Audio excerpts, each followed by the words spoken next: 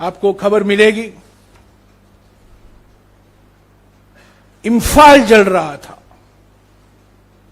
विधानसभा जलाया गया, स्पीकर का बंगला जलाया गया, चीफ मिनिस्टर सेक्रेटेरिएट जलाया गया।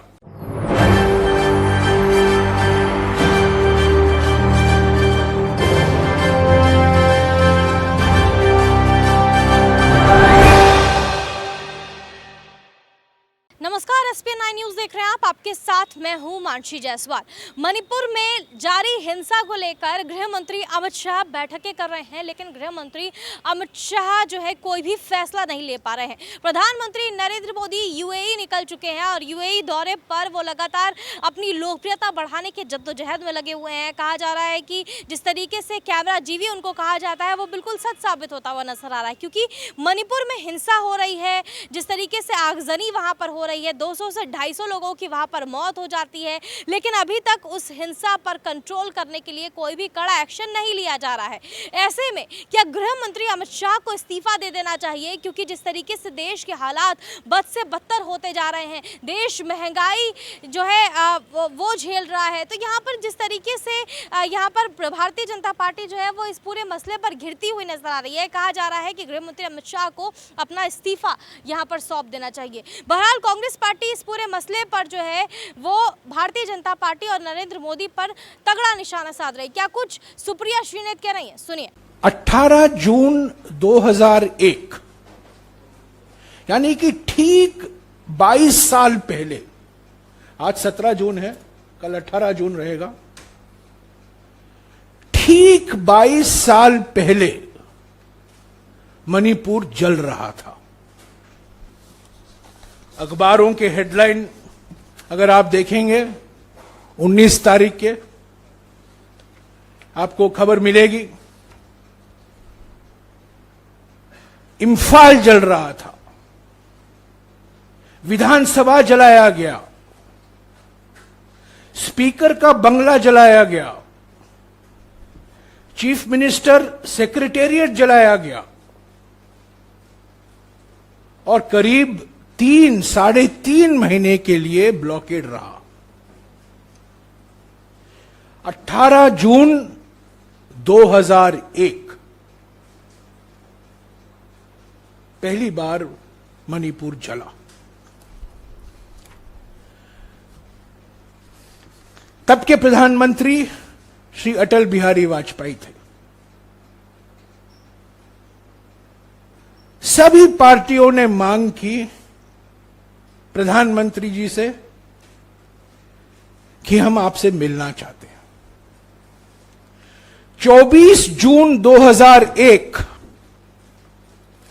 मैं पढ़कर सुनाऊंगा, ये PIB का रिलीज है। अब तक PIB ने इसको निकाला नहीं है अपने वेबसाइट से, आप भी जा सकते हैं। ये PIB है, 24 जून 2001, हेडलाइन है, all party delegation from Manipur meets prime minister. 18 जून को मणिपुर जल रहा है। 6 दिन बाद सर्वदलीय प्रतिनिधि मंडल प्रधानमंत्री से मिलता है। 6 दिन बाद। और यह प्रधानमंत्री कार्यालय से क्या रिलीज आता है, मैं आपको पढ़ूंगा। An all party delegation from Manipur called on the prime minister Shri Atal Bihari Vajpayee here today, यानी कि 24 June 2001। The delegation leaders submitted to him a memorandum. They gave a detailed account of the latest situation in Manipur. The Prime Minister gave them a patient hearing. दोहराऊंगा, the Prime Minister gave them a patient hearing. The Prime Minister referred to the unanimous decision taken at their meeting with the Home Minister, Shri L.K. Advani yesterday, यानी कि 23 जून 2001, that various aspects arising out of the ceasefire will be reviewed. ये ceasefire नागाओं के साथ था और ये जो हिंसा के घटना हुए थे ये नागा सीज फायर समझौता से लेकर हुआ था. He reiterated the union government's assurance that the territorial integrity of Manipur will be preserved.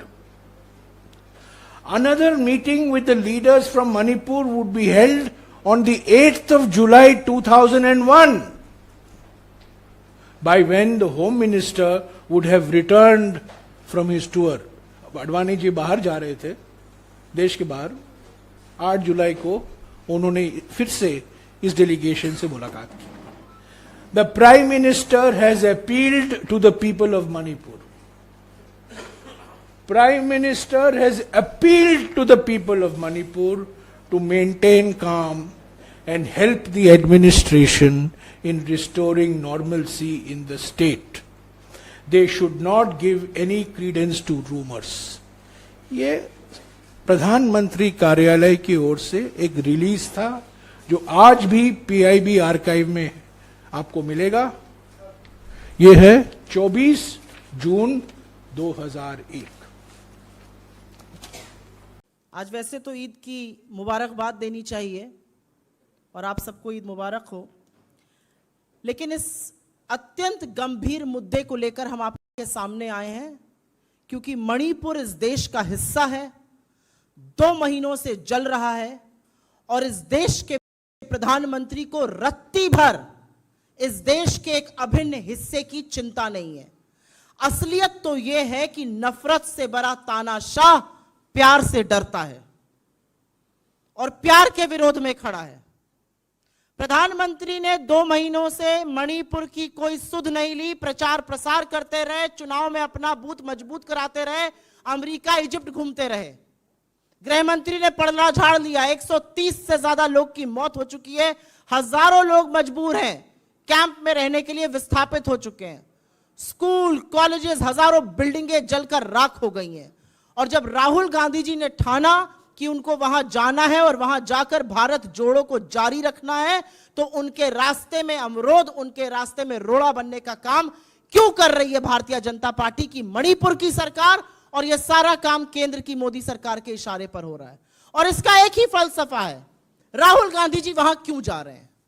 Rahul Gandhi ji वहां पर टूटे बिखरे सपनों को सजोने के लिए, जिन लोगों का विश्वास हिल गया है, जिनके मन में शंका है, उनमें विश्वास जगाने के लिए, प्यार जताने के लिए, लोगों के आंसू पोंछने के लिए, लोगों को यह विश्वास दिलाने के लिए कि हम आपके साथ इस दुख की घड़ी में खड़े हैं और हम हर कीमत पर दुख की इस घड़ी में पार हो जाएंगे. इसलिए राहुल गांधी जी वहां पर जा रहे हैं. राहुल गांधी जी वहां पर प्रेम का संदेश देने जा रहे हैं. राहुल गांधी जी वहां पर लोगों से मिलने जा रहे हैं. राहुल गांधी जी वहां पर लोगों को ढांढस बंधाने जा रहे हैं. और जिस नफरत के बाजार में मोहब्बत की दुकान खोलने की उन्हें ठानी है, उसको आगे बढ़ाने के लिए जा रहे हैं. इसमें किसी को क्या आपत्ति हो सकती है? राहुल जी मणिपुर पहुंचते हैं, इंफाल के एयरपोर्ट से निकलते हैं, महज 20 किलोमीटर दूर उनका काफिला चलता है और विष्णुपुर में उसको रोक लिया जाता है. उस काफिले को क्यों रोका गया? पहले इसी प्रशासन ने कहा आप बाय रोड जा सकते हैं, उस काफिले को रोका जाता है. और जिन लोगों में थोड़ी सी आशा और थोड़ी सी उम्मीद जगी थी, तो कोई तो है जो हमारे साथ खड़ा है, वहां लोग आ जाते हैं, वहां गांव के लोग इकट्ठे हो जाते हैं और उन गांव की महिलाओं पर बर्बरता और निरंकुश पुलिस टीयर गैस के गोले दागती है. ये मणिपुर के लोग हमारे देश का हिस्सा हैं, ये हमारे भाई बहन हैं, जिनसे इस देश का एक बेटा उनकी खैर खबर लेने जा रहा है, उनको प्यार जताने जा रहा है, उनको यह विश्वास जताने जा रहा है कि आप हमारे देश का एक अभिन्न हिस्सा हैं, आप भारत का एक अभिन्न हिस्सा हैं और परीक्षा की इस घड़ी में हम आपके साथ खड़े हैं. वहां से उनको रोक दिया जाता है और प्रशासन जिसने परमिशन दी थी, ऑब्वियसली उनके पास ऊपर से फोन आता है, उनके पास तानाशाहों का फोन आता है और प्रशासन उनसे कहता है कि नहीं, अब आप ऐसे नहीं जा सकते, अब आप हवाई जहाज से जाइएगा. वो जैसे भी जाएंगे, वो जाएंगे जरूर. और मुझे ऐसा लगता है कि प्रशासन ये रोककर कहीं ना कहीं ये साबित कर रहा है कि वो कितना डरते हैं। नफरत करने वाले लोग मोहब्बत से क्यों डरते हैं, प्यार से क्यों घबराते हैं। प्रधानमंत्री के पास मेरा बूथ सबसे मजबूत करने का टाइम है। अमित शाह जी के पास बिहार घूमने का वक्त है।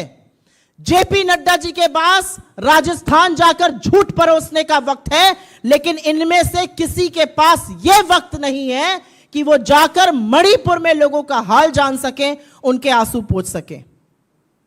ऐसा क्यों है? और इस बात का जवाब तो मिलना चाहिए कि ऐसा क्यों हो रहा है। ऐसा इसलिए हो रहा है क्योंकि तानाशाह घबराता है। तानाशाह को लगता है अगर भारत जुड़ गया और भारत जोड़ने पर यह आदमी आमादा है तो कहीं ना कहीं मेरी जो नफरत और डर के बूते पर बनाई हुई इमारत है वो ध्वस्त हो जाएगी, और वो ऑलरेडी ध्वस्त होना शुरू हो गई है। तो हम जितनी भर्त्सना करें इसकी कम है।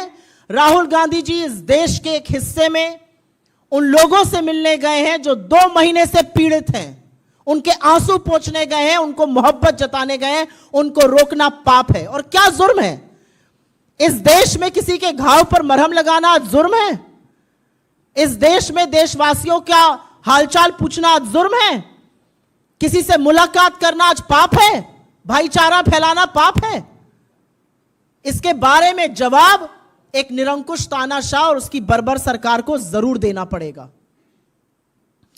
और मैं कुछ वाकये जरूर बता देती हूं।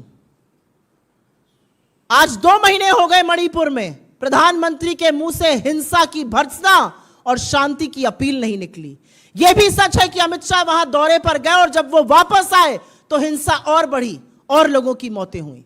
तो क्या प्लान क्या है? एक ऑल पार्टी मीटिंग बुलाई जाती है जिसमें प्रधानमंत्री ही नहीं है। उस मीटिंग में जो एकमात्र रिप्रेजेंटेटिव मणिपुर के हमारे पूर्व मुख्यमंत्री थे उनको कुल गिनकर 3 मिनट बोलने दिया जाता है। आपका प्लान क्या है मणिपुर में शांति बहाल करने के लिए? मीडिया को मैनेज करके आप मणिपुर की आग और हिंसा को शांत नहीं कर सकते हैं। मणिपुर के लोगों से बात कीजिए, उनका विश्वास जीतिए, और जो ये कोशिश कर रहा है उस कोशिश को और आगे बढ़ाइए। और मैं ये इसलिए कहना चाहती हूं क्योंकि कांग्रेस हर बार जब इस देश पर संकट आया है, जब इस देश पर दिक्कतें आई हैं, तो खड़ी हुई है।